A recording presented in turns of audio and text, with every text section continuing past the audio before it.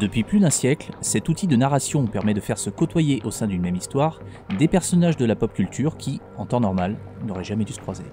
Que ce soit avec Sherlock Holmes et Arsène Lupin qui s'affrontent le temps d'un roman, Freddy, Jason et Ash qui se foutent sur la gueule en BD, Robocop qui affronte des centaines de Terminators en jeu vidéo, Mr. T de l'agence Touriste qui s'occupe de relooker Arnold dans un épisode de Arnold et Willy, les personnages de Dr. Slump que Sangoku croise le temps d'une aventure, ou encore Joséphine l'Ange Gardien qui débarque au milieu de Camping Paradis, le crossover réunit au sein d'un même univers des personnages qui, jusque-là, évoluaient chacun de leur côté.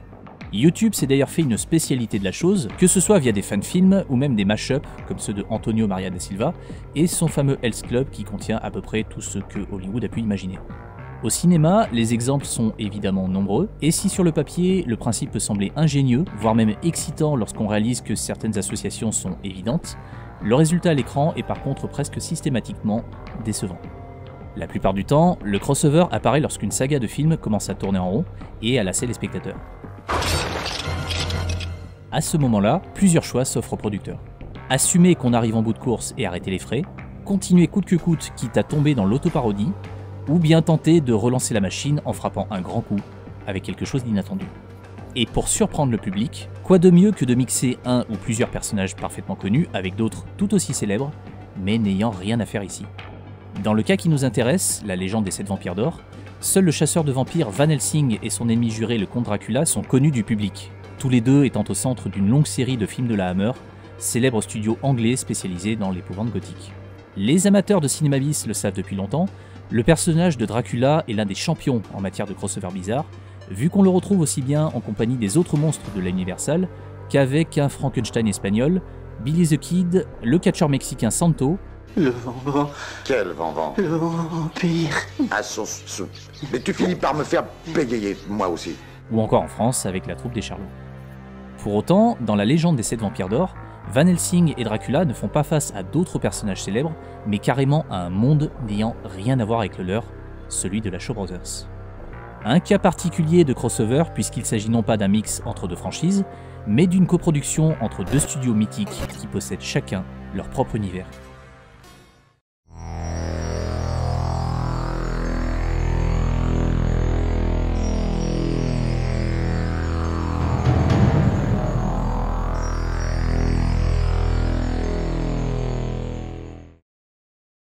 Au début des années 70, la Hammer est en perte de vitesse. Si le studio a connu le succès pendant une quinzaine d'années, il se prend de plein fouet une nouvelle vague de films d'horreur bien plus énervés et surtout bien plus ancrés dans la réalité. Face à des déflagrations comme La Nuit des Morts Vivants, L'Exorciste, Rosemary's Baby ou La Dernière Maison sur la Gauche, les vampires et autres monstres poussiéreux de la Hammer font soudain pâle figure et le studio se doit de réagir rapidement. Dans un premier temps, la compagnie anglaise décide de rajouter du gore et de l'érotisme pour coller aux attentes du public, mais les résultats ne sont pas complètement à la hauteur des attentes. Dans un second temps, la Hammer va se rapprocher d'un autre gros studio de cinéma dans le but d'une collaboration. Afin de limiter les risques, elle charge le réalisateur maison Roy Howard Baker de mettre en scène une nouvelle aventure de Dracula et d'injecter un peu de sang neuf à une saga qui commençait là aussi à tourner en rond.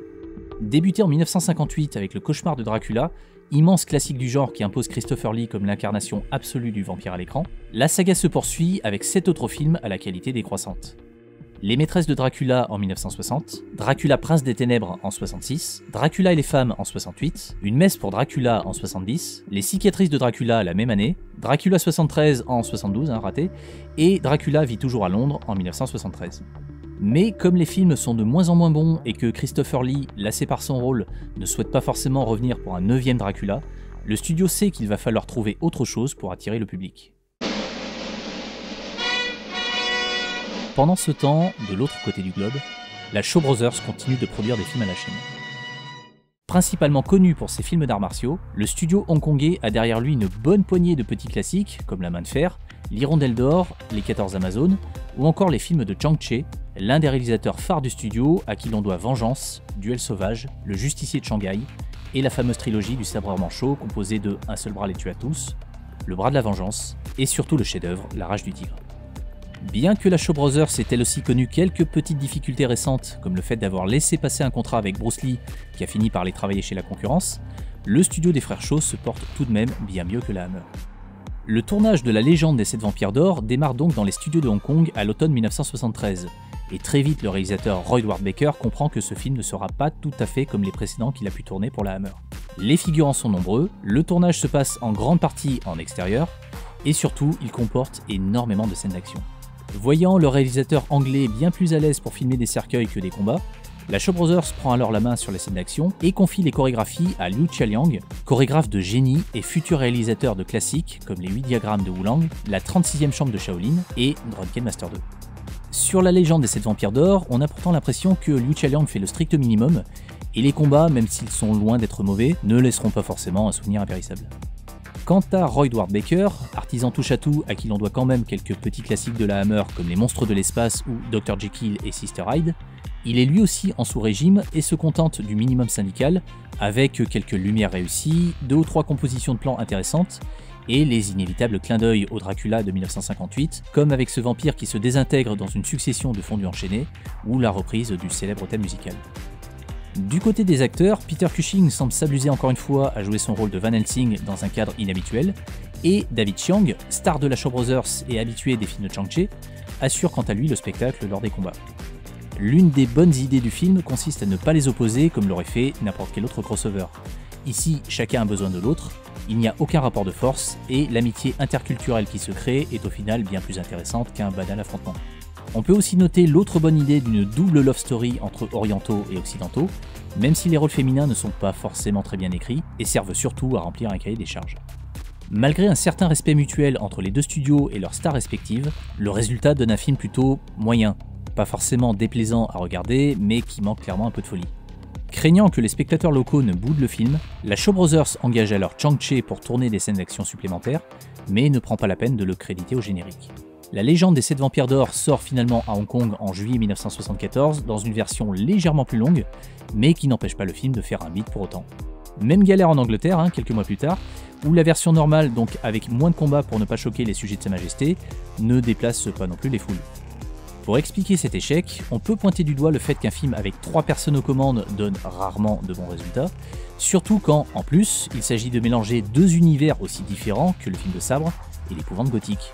On peut aussi arguer que placer un réalisateur anglais incapable de filmer une scène d'action au beau milieu d'un plateau de la Shaw Brothers, c'était peut-être pas l'idée du siècle, comme en témoigne l'affrontement final entre Dracula et Van Helsing, absolument désastreux comparé à ce qui a précédé, et surtout si on le considère en tant qu'affrontement final d'une saga de 9 films.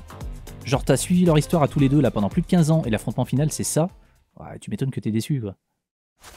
Mais plus que tout, l'échec de la légende des 7 vampires d'or peut s'expliquer par son statut même de crossover, qui, en l'absence d'une approche organique pour rejoindre 2 univers dans un tout 100% cohérent, ne fait que frustrer les fans des deux côtés en ne livrant qu'un produit tiède, bancal et dénué de prise de risque.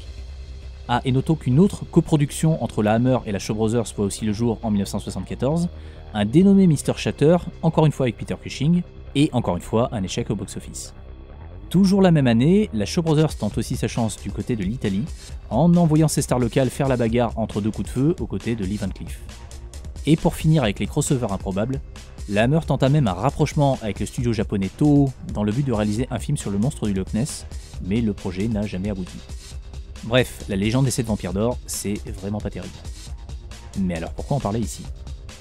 Comme dit précédemment, le film a quand même quelques bonnes idées, comme cette amitié interculturelle où David Chiang n'est jamais pris de haut par Peter Cushing, qui fonctionne plutôt bien, et annonce même d'autres célèbres duos de chasseurs de monstres. Il y a aussi cette romance tragique entre David Chiang et Julie Edge qui finit par un empalement mutuel assez surprenant, mais surtout ce sentiment que, à l'instar de Tron ou The Last Movie, le film arrive un peu trop tôt et que beaucoup d'idées qu'il contient en germe seront bien mieux exploitées dans des œuvres ultérieures. En ce milieu des années 70, la Hammer vit ses dernières heures de gloire et emporte avec elle une partie de l'image du vampire classique. Ce n'est que quelques années plus tard que celui-ci connaît quelques relectures atypiques, comme Martin de George Romero, du Sang pour Dracula de Andy Warhol et Paul Morisset, le Nosferatu de Herzog ou encore Rage de David Cronenberg. Donc si l'idée de moderniser la figure du vampire est, comme on l'a dit, peut-être arrivée avec un mauvais timing, elle ne va évidemment pas rester sans suite. Malgré l'échec du film, la Shaw Brothers va prendre de plus en plus le virage du fantastique, avec énormément de productions qui mélangent créatures monstrueuses et bagarres, comme dans Sealing of a Ghost, Bewitched, sa suite The Boxer's Omen, Human Lanterns ou la trilogie X. Mais c'est surtout avec L'Exorciste chinois, réalisé par Sammo et produit par la Golden Harvest, que le vampire trouvera enfin sa place à Hong Kong, dans une version revue et corrigée, faisant la part belle à une créature du folklore local, le Jiangshi, le célèbre vampire sauteur chinois. Si de son côté, la Shaw Brothers continue de s'accrocher aux films d'horreur bien dégueulasses et pas obligatoirement surnaturels, quitte à perdre petit à petit son public, Sammo Hung, lui, semble avoir trouvé la bonne formule puisque le succès de L'Exorciste chinois va entraîner toute la vague de la Ghost Kung Fu Comedy avec la saga des Mystères Vampires et ses innombrables copies. D'une certaine façon, la légende des 7 vampires d'or et son étrange crossover ont peut-être consolidé quelques bases du film fantastique HK dans les années 70 et servi à paver la voie aux films qui sont arrivés juste après. D'un côté, les films d'horreur de la Shaw Brothers qui eux-mêmes annoncent les débordements de la future catégorie 3, et de l'autre, la Ghost Kung Fu Comedy, qui servira là aussi de base aux futurs grands films fantastiques hongkongais, comme la trilogie des Histoires de fantômes chinois. Ce qui, au final, est quand même plutôt pas mal pour un film qui s'est complètement planté au box-office. Notons aussi que, à l'instar de Yakuza sorti la même année et Opération Dragon quelques mois plus tôt, La Légende des 7 vampires d'or fait partie de ces films qui ont contribué au rapprochement entre les cinématographies asiatiques et occidentales, avec comme point d'orgue la fin des années 90 et des films comme Blade ou la trilogie Matrix. Ah et d'ailleurs, 2 petits apartés. Premièrement, les films des sœurs Wachowski ne se contentent pas de citer uniquement des références asiatiques, puisque dans Matrix Reloaded, on peut même voir ici une petite analogie syncrétique, avec un extrait des Maîtresses de Dracula de Terence Fisher, lorsque Neo se rend chez le mérovingien, où ses sbires sont d'ailleurs assimilés à des vampires. Deuxièmement, un autre film de fin de règne de la Hammer va avoir un gros impact en Asie, mais cette fois-ci du côté du Japon, avec Captain Chronos, chasseur de vampires, qui va inspirer notamment le personnage très populaire de Vampire Hunter D. Mais bon, ça c'est encore une autre histoire. Au final, le principal intérêt de La Légende des 7 vampires d'or n'est pas tant le film en lui-même, que ce qu'il crée via son statut d'œuvre hybride. Au-delà de son aspect purement mercantile, si le crossover au cinéma est décevant, c'est parce qu'il se limite souvent aux simples personnages et donne au public exactement ce qu'il souhaite voir. L'excitation provoquée par l'annonce d'un Alien vs Predator, Godzilla vs Kong ou Sadako vs Kayako est inversement proportionnelle au plaisir ressenti à l'écran, même si la magie peut parfois opérer le temps de quelques plans. En cas d'affrontement, il n'y a souvent aucun vainqueur, les scénaristes ne souhaitant surtout pas se mettre à dos une moitié des spectateurs. Sauf qu'à trop vouloir ne froisser personne, au final on finit par froisser tout le monde.